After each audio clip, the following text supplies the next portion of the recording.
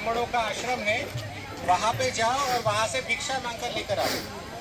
तो सारे मित्र जो थे वो ब्राह्मणों के घर जाकर भिक्षा मांगने गए।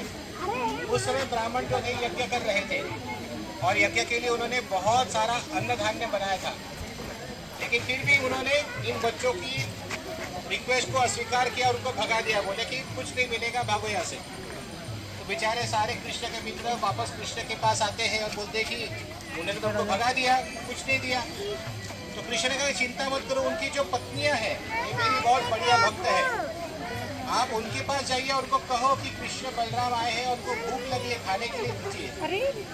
तो जैसे ही बच्चे ब्राह्मण पत्नियों के पास जाते हैं, बोलते हैं कृष्ण बलराम आए हैं, उनको भूख लगी है।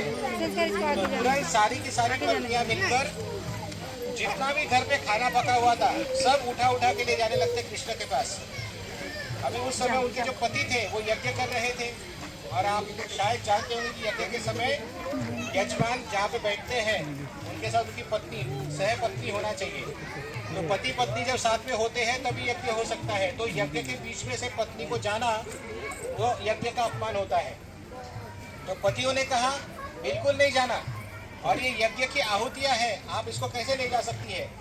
ब्राह्मण पत्नी ने कहा हम आपकी बात नहीं मानेंगे, हम कृष्ण के लिए खाना लेकर जा रहे हैं। पतियों ने फिर से रोका, फिर से पत्नियों ने कहा हम जा रहे। पति बोल रहे नहीं जाना, पत्नी बोल रहे जा रहे, पति बोल रहे नहीं जाना। तो जब ये बार बार हुआ तो अल्टीमेटली पति परमेश्वर जो होते हैं वो आखिरी धमकी दे देते पत्नी को।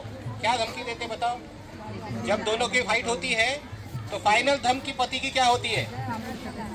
निकल जा घर से, वापस नहीं आना। बराबर ना? ऐसे ही होता है? हाँ या नहीं? मुझे पता नहीं, पूछ रहा हूँ। हाँ बोल रहे हैं, हस्बैंड को पूछो।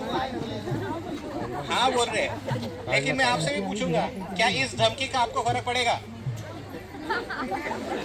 तो बेचारे हस्बैंड के पास ले दे के आखिरी हथियार है घर निकल जा, लेकिन उसका फर्क नहीं पड़ता पतियों के ऊपर। बेचारे पतिदेव क्या करेंगे?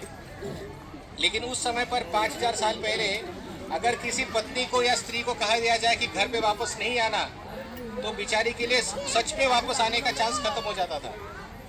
तो उनको ये सब, इन पत्नियों को ये सब पता था कि एक बार घर के बाहर पैर रखा तो वापस घर नहीं आ सकते, लेकिन फिर भी उन्होंने कृष्ण भगवान के लिए किसी चीज़ की परवाह नहीं की और घर छोड़ के चली गई और कृष्ण के पास आकर उनको खाना खिलाया, पेट भरा उनका। और भगवान कृष्ण ने कहा थैंक यू वेरी मच, अभी आप घर जाइए। तो पत्नियों ने कहा अभी हमारे लिए कोई घर नहीं, अभी हम इसी जंगल में रहकर हमारा शेष जीवन आपका भक्ति करके बिताएंगे। लेकिन कृष्ण ने कहा कि चिंता मत करो, मेरे आशीर्वाद से तुम्हारे पति केवल तुम्हारा स्वीकार ही नहीं करेंगे, बल्कि तुम्हें गुरु के स्थान पर रखकर तुम्हारी सेवा भी करेंगे।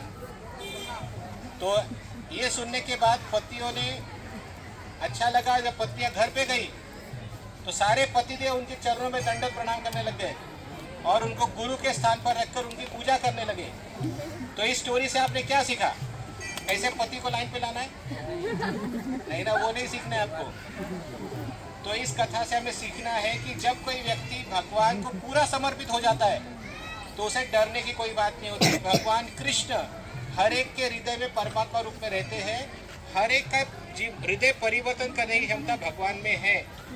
तो हमें भी भगवान की भक्ति करते समय डरना नहीं है कि कल क्या होगा, लोग क्या कहेंगे, पैसा खत्म हो जाएगा, कुछ नहीं, चिंता मत करो, कृष्ण को समर्पण हो जाओ, भगवान कृष्ण आप सबकी रक्षा करेंगे।